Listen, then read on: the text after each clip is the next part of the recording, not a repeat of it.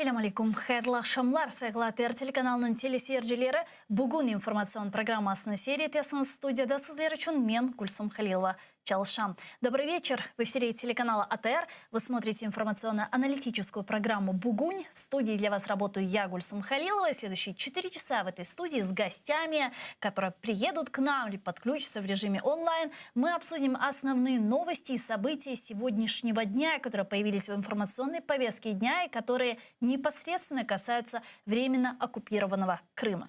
Я напомню, что мы работаем в прямом эфире. На экраны ваших телевизоров режиссеры периодически выводят номер телефона, так что вы можете звонить к нам абсолютно бесплатно по Вайберу +3 80 67 63 46 130. Можете присоединяться по скайпу atr.tv. Это наш адрес. Звоните, задавайте ваши вопросы. Нам важен ваш голос. Не забывайте подписываться на YouTube телеканала АТР. Там мы вещаем как в онлайн-режиме, так и выкладываем самые интересные фрагменты из наших эфиров. Выкладываем практически все наши программы в записи. И поддержать, наконец, телеканал АТР вы можете, подписавшись на наш Patreon. Адрес и ссылку режиссера периодически выводят на экраны. Вот сейчас вы ее видите. patreon.com. Можете пройти по этой ссылке, выбрать уровень поддержки и стать частью большой крымско-татарской семьи АТР. Это поможет нам продолжать работу на непростом информационном фронте. А этот блок я бы хотела начать со следующего информационного сообщения. Первый заместитель министра иностранных дел Украины Эмине Джипар в рамках 48-й сессии Совета Организации Объединенных Наций по правам человека в Женеве рассказала о правах о нарушении прав человека на территории временно оккупированного Крыма и на оккупированных территориях Донбасса. В частности, как сообщает пресс-служба Министерства иностранных дел, Джипар принял участие в интерактивном диалоге с Верховным комиссаром ООН по правам человека о ситуации с правами человека в Украине. Ее цитирует Министерство иностранных дел Украины. Давайте послушаем цитату. На тимчасово окупованому Кримському півострові відбуваються незаконні обшуки, арешти, затримання, зникнення, тортури в місцях позбавлення волі. За російськими ґратами разом із сотнями інших політичних заручників залишаються Наріман Джелял, перший заступник голови Меджлісу кримсько-татарського народу, Азіз та Асан Ахтемови. Президент Украины Владимир Зеленский же во время встречи с президентом Израиля Ицхаком Герцогом заявил, что обновленные резолюции по Крыму будут внесены в Организацию Объединенных Наций на рассмотрение уже к Новому году. Давайте послушаем его цитату. Сподіваємось, що ця позиція підтримки буде зберігатися і надалі. Зокрема, в рамках ООН, де до кінця цього року Україна внесе на розгляд Генеральної асамблеї оновлені резолюції щодо ситуації з правами людини в окупованому Криму та мілітаризації окупованого півострова. Політичний оглядач Олександр Антонюк зараз з нами на прямому зв'язку. Пане Олександре, вітаємо вас. Ассаляму алейкум. Добрый день. Да, добрый день. Пане Александре, что принципиально нового мы увидим в обновленной резолюции по правам человека на территории оккупированного полуострова и непосредственно ее милитаризации? Ну, смотрите, давайте мы принципиально, наверное, нового мы точно ничего не увидим. А вот то, что в резолюции будут упомянуты даже последние скажем, последняя операция против крымско-татарского народа, да, я думаю, что это как раз те новости или те изменения, которые должны быть представлены в Ассамблее ООН. И, естественно, эта уважаемая организация должна держать ситуацию с крымчанами на контроле. С момента оккупации Крыма это уже не первая, и я надеюсь, что не последняя резолюция по ситуации с правами человека на территории полуострова. Если я не ошибаюсь, она уже 5-я или 6-я, здесь могу ошибаться. И все же, как эти принятые документы, эти резолюции нам помогут и чем, каким образом они смогут вернуть Россию в международное правовое поле, вообще смогут ли? Ну, смотрите, на самом деле мы с вами сами понимаем, что мы в таком, на долгосрочной перспективе, вот возвращение даже России именно ее в область международного права, учитывая, что Россия условно горячую точку или не одну территорию оккупировала и пока что держит эти территории под своим контролем, то, скорее всего, я не хочу никого разочаровывать, но, скорее всего, просто это очередное, просто мы фиксируем еще дополнительные проблемы, и просто этот вопрос держим на контроле. Изменить мы эту ситуацию сможем, когда глобально геополитическая ситуация в мире поменяется или в худшую для нас сторону, или все-таки в лучшую. В данном случае упускать и забывать о Крыме, ну, однозначно это было бы провальная политика. Безусловно, Поэтому но когда мы говорим об изменении глобальной политической ситуации в мире, что мы имеем в виду, что вы именно вкладываете в это предложение? Какие политические изменения могут нас ждать? Это перераспределение экономических сфер влияния на земном шаре, да, то есть понятно, то есть это роль Китая потом в мировой политике, опять же, экономическая экспансия и так далее. То есть это процессы в каждой стране, то есть какие политические силы, как они отстраивают свои геополитические, экономические интересы, в том числе с Россией. Вот какое место займем на экономической карте Украины. То есть это намного сложный вопрос, то есть он комплексный, да, то есть чем, скажем, когда мы комментируем ту или иную проблему. То есть это все вопрос веса государства Украины. Украина за это время должна набрать свой вес экономический, естественно, и политический в данном плане. И в том числе нарабатывая союзников, и что в Европейском Союзе, что в Соединенных Штатах Америки, не только в декларативной части, а и в экономической. Угу.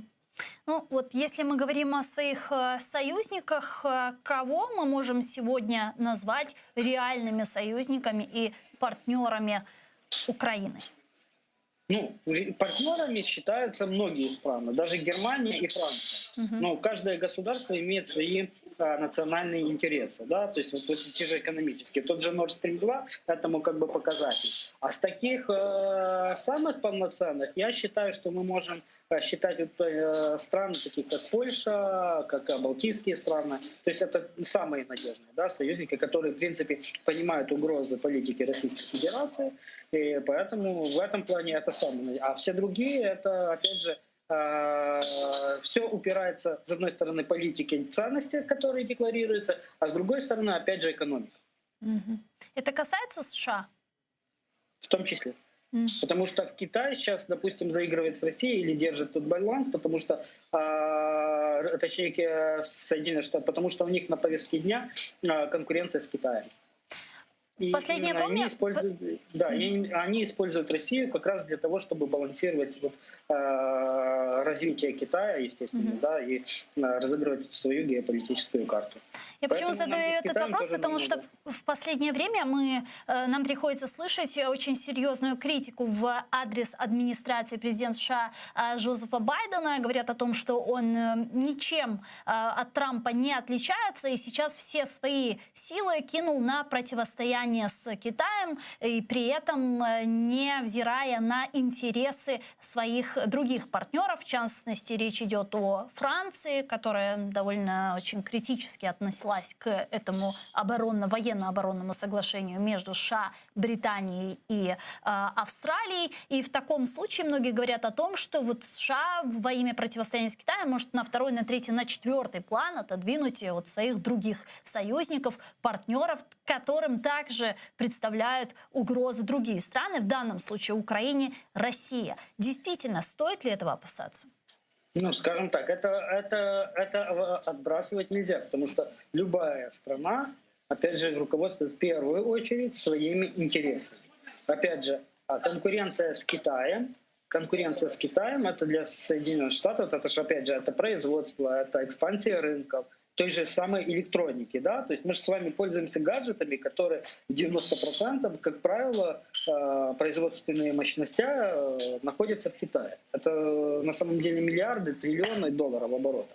Поэтому я считаю, что критика, наверное, имеет основания такому быть, но опять же не следует забывать, что политика даже президента той или иной страны, она все равно является последовательной своего предшественника. Потому что не бывает так, что пришел один президент, он по-другому, потому что даже те договора, которые подписывает президент, условно, с другим президентом из другой страны, он подписывает это не как Трамп или как Байден, а как президент Соединенных Штатов. И когда государство берет на себя какие-то обязанности.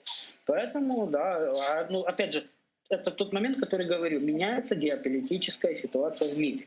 И мы должны это учитывать и попробовать не выпасть с мировых трендов и занять свою выгодную нишу. А как можно выжить в этом турбулентном мире Украине? Ну, смотрите, если мы говорим о экономике, нам опять же тоже нужно, давайте так, если мы говорим о сотрудничестве экономических моментах, ну как минимум мы должны создавать условия производства в Украине, да, то есть опять же высокотехнологического продукта, то есть то, что делает экономику прогрессивной. Пан Олександре, алло. Политический обозреватель Александр Антонюк был с нами на прямой связи. Видимо, есть какие-то технические неполадки, которые наши инженеры сейчас попробуют исправить. И напомню, что мы работаем в прямом эфире, так что вы можете звонить к нам абсолютно бесплатно по Вайберу. +380 67 63 46 130. Это наш номер. И также можете присоединяться по скайпу atr.tv. Это наш адрес. Звоните, задавайте ваши вопросы. Нам важен ваш голос.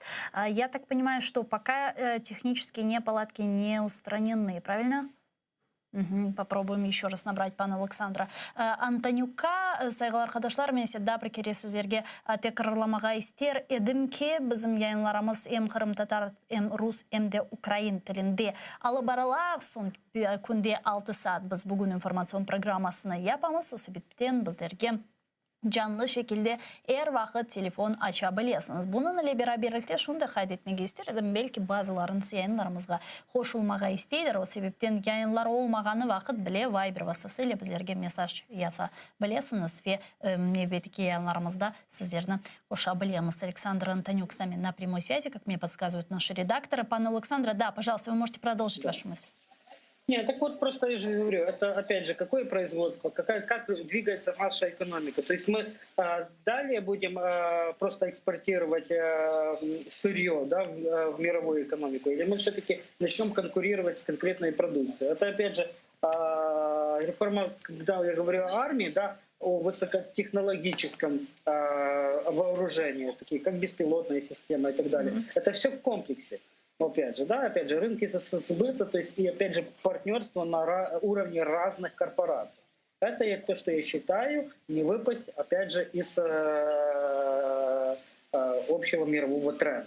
Ну вот если мы говорим о партнерстве в вопросах военно-технического плана, многие украинские политические аналитики довольно позитивно оценивают сейчас взаимоотношения в военно-стратегических и оборонных секторах между Украиной и Турецкой Республикой. Вы знаете, что недавно в Украине был открыт центр по использованию и исследованию турецких беспилотников «Байрактар». И все же... Да, и это о том, о чем я говорю на самом деле, да, и это нам нужно развивать. Потому что кроме турецких беспилотников есть и другие варианты, то есть, опять же, высокотехнологического вооружения. И в этом плане мы должны двигаться. И поверьте, и сотрудничество с Турцией это тоже не отбрасывает нам возможность оставаться субъектной и мощной державой, условно. Так же, как хотя бы на уровне Израиля. Поэтому, простого рецепта, опять же, нет. Скажите, а увеличение количества таких парков с турецкими беспилотниками в дальнейшем могут ли для Украины стать вот такой палочкой-выручалочкой, как на примере Джавелинов? Это усиливает наши позиции. Это усиливает наши позиции. Потому что чем быстрее мы переведем нашу армию на высокотехнологический современный уровень, где будет оптимально использоваться человеческий ресурс, тем быстрее мы сможем занять, опять же, ту нишу, потому что, в принципе, высокотехнологическое вооружение сегодня может, в принципе, заменить полностью даже вот этот момент, когда статус ядерной державы, условно, уже уходит на второй или третий план. Потому что, когда мы видим, как работают беспилотники в тех или других конфликтах, мы уже понимаем, что ядерное оружие, я не скажу, что это вчерашний день, да, но, тем не менее, это уже не тот аргумент, который был, условно, еще несколько лет назад. Мгм. Вместе с этим, пан Александр, вот еще какую новость я хотела бы успеть с вами обсудить. Известно, что сегодня с рабочим визитом в Украине прибывает президент Германии Франк-Вальтер Штайнмайер. Очень известная для нас фамилия, особенно в последнее время, когда мы узнали о том, что есть некая формула Штайнмайера по регулированию войны на востоке Украины. И все же, чего ожидать от этой встречи? Потому что известно, что Штайнмайер планирует встречаться еще с Зеленским. Я думаю, что, скорее всего, такая очень мягкая дипломатия будет. Да? То есть мы уже видели даже по некоторым тезисам, которые уже озвучивали даже германские СМИ. То есть мы получим условно тот тезис, который нас устроит, что мы на правильном пути на пути НАТО. А для России, скорее всего, Штайнмайер будет говорить, что это случится не скоро. То есть мы получим тезисы, которые, одной стороны, и нас, и их будут радовать, и, опять же, и расстраивать одновременно. Какого-то продвижения скачка мы точно не увидим. От этой встречи мы точно не решим вопрос Nord Stream 2.